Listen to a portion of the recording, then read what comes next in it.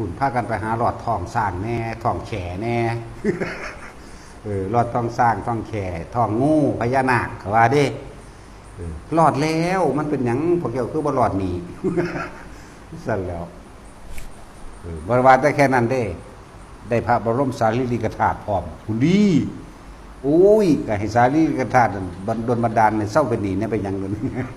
นั่นสั่นแล้วพระธาตุองค์นั้นพระธาตุองค์นี้เด้เนาะพวกเจ้าถือผิดในเจตนาถือเอาคุณงามความดีอันเป็นบุคคลตัวอย่างที่เด้ให้ถือก็ถือกูสิเฮ็ดแบบนี้กูต้องเป็นแบบนี้เด้จักบ่ถือให้ถือเป็นเนติบุคคลตัวบุคคลตัวอย่างบุคคลผู้คนเอาอย่างคือเฮาเอาอย่างพระพุทธเจ้าเบาอย่างไผจากวันนี้สั้น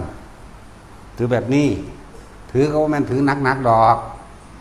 ถือก็แปลว่ายินดีกระทำตามด้วยความเคารพนับถือนอบน้อมกระทำตามด้วยความบริสุทธิ์ใจพร้อมเอาแบบนี้เฮ็ดไปแบบนี้จากบ่ล่ะพวกเจ้าถือนั่นน่ะ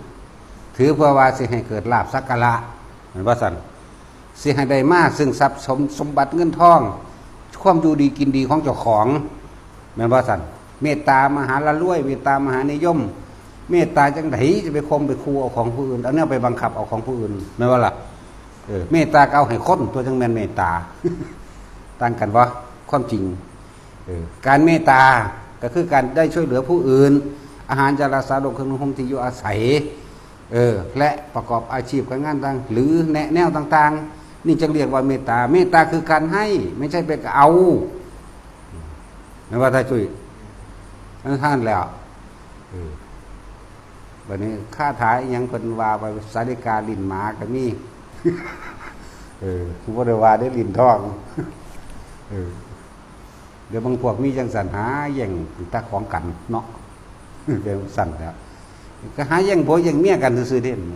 นั่นว่าสั่นโอ้ยอย่าไปได้มีสาริกาลินทองเลยโอ้ยกูอยากให้หอดสาริกาลินหมาคุณ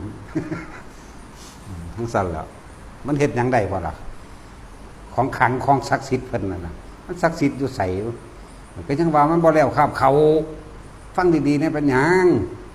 เบิ่งมันดลบันดาลเขาให้จักจานเบิ่งกูดูเมื่อยๆหิวๆมาแม่นบ่เมื่อยบ่หิวก็สร้าง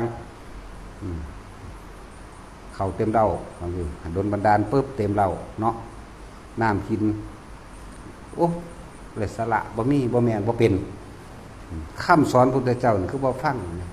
เจ้าเฮ็ดสิ่งใดเจ้าก็ได้สิ่งนั้นอัตหิอัตโนนาโถเจ้าของเป็นผู้พึ่งเจ้าของเองอาศัยกำลังแรงกายอาศัยกำลังแรงความเพียรความพยายามความอดความทนของเจ้าของขยันซื่อสัตย์ประหยัดอดทนจะคบคนพลาดจะเป็นพลาดเสียเองนี่เข้าใจว่าล่ะว่ามันเป็นนางขอว่ามันเป็นสวดนั้นอันนี้ขอร้อยจบพันจบการสวดถ้าว่าข้างที่เหตุนั้นเป็นสมาธิหรือแม้ว่าบ่เหตุมันเป็นสมาธิกระช่างคือจังเฮาสาธยายคำสอนพุทธเจ้าเนาะสวด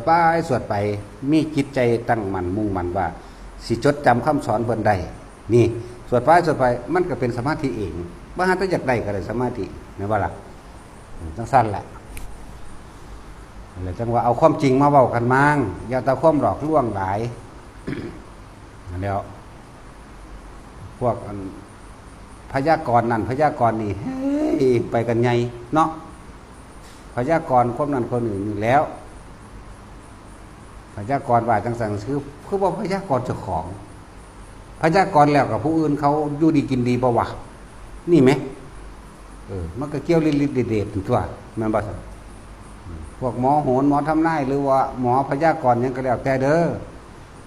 พยากรณ์แล้วชีวิตของผู้อื่นหรือตัวของเองนั่นน่ะอยู่ดีมีสุขปานใดเดี๋ยวนี้แม่นบ่ต้องสั่นแล้ว